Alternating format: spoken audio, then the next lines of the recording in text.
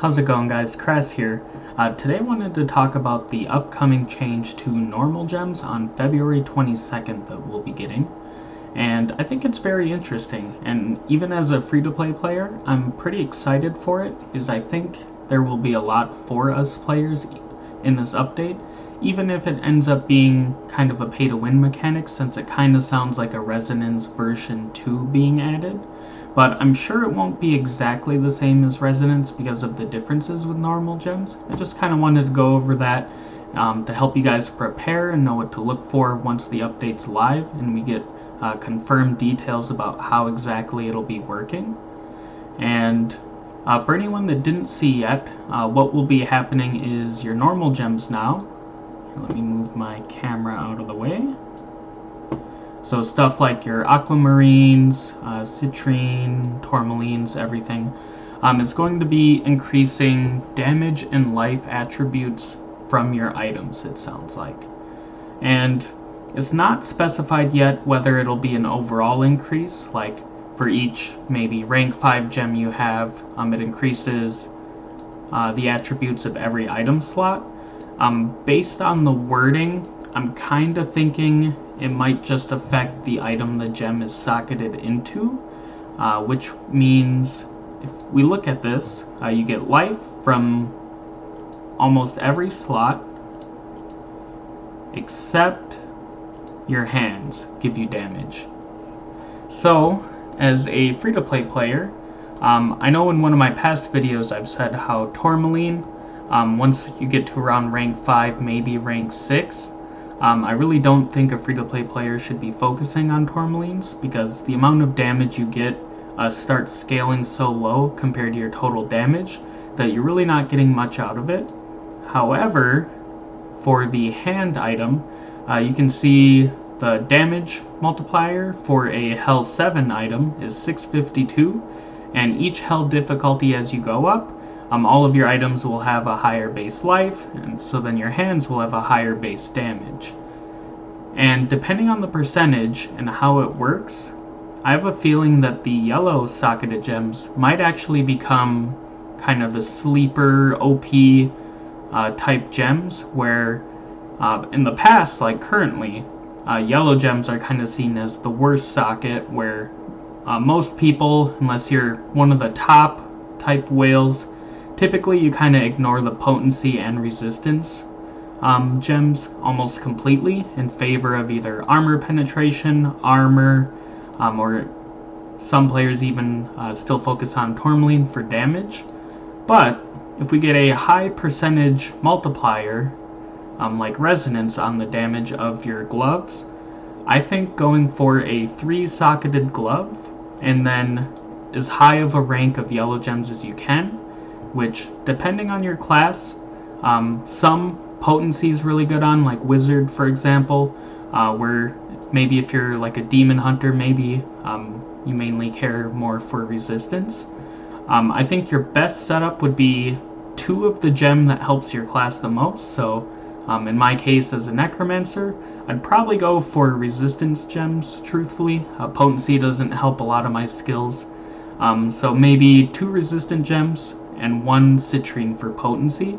And the reason why you would split it 2 to 1 is because as you play the game, do hidden layers and get bound gems kind of overall, you'll end up with a high rank gem of one that you're not even focusing on.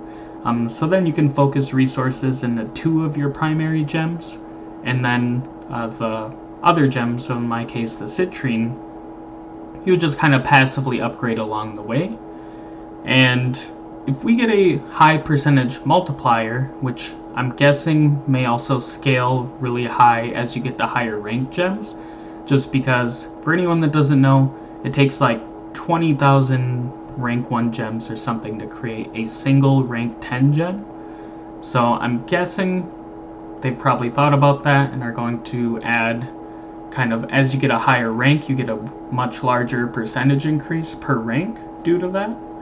And if that is the case, you might want to try to focus, even as a free-to-play player, trying to get 3 yellow-socketed gems to at least rank 7.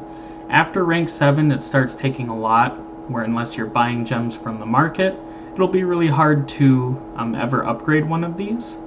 But in time, of course, everyone can have high rank gems. Now, if it does end up being kind of like resonance, where it doesn't matter where you socket the gem, just as long as you have high rank gems overall, then try to upgrade all of your gems evenly. So try to make sure, like if you have your highest ranked gem is a 5, try to get gems for all of your sockets at about rank 5, and it's definitely going to be worthwhile to try to get a 3-socketed glove, 3-socketed boot, belt, and necklace. And then for the rings, it doesn't matter too much what you go with, since no matter what, it's always one socket, just a different color socket, so you might want to try to focus on the stat that'll help you the most. So likely a blue socket would be the best in my opinion, because armor penetration and armor tend to be the most valuable secondary stats that you can get out of these. And yeah, I know that there is a change coming to hidden layers for additional tradable gems. We don't know the specifics on that yet, whether that's just that the gems that drop in it are going to be tradable now, or if there's going to be extra events maybe, or you're allowed to run multiple hidden layers maybe for additional tradable gems. Not too sure how that's going to work out, but definitely pay attention to that, and as soon as we know how to take the most advantage of that, I recommend trying to run as many hidden layers, or at least your 1 per day, depending on if that cap's increased. You'll likely want to hit that cap every day, because this will be a good source of secondary stats if you want to go that route. Or a lot of free-to-play players, including myself, I've sold every single unbound gem I've gotten in the game so far, and currently, ever since the notice, I've been kind of holding on to my sellable gems, because I think it's likely we'll see a price increase as well, from the 400 to hopefully something higher.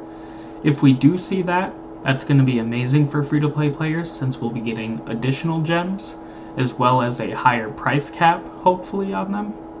So then you'll be able to kind of rush quicker into getting your legendary gems upgraded to either like rank 10 if you want to stick with 1 or 2 stars, or if you want to start upgrading 5-star gems, trying to get higher star rated versions to at least rank 4 would be optimal. And then maybe at that point, it's probably best to start focusing on your own secondary stats and normal gems.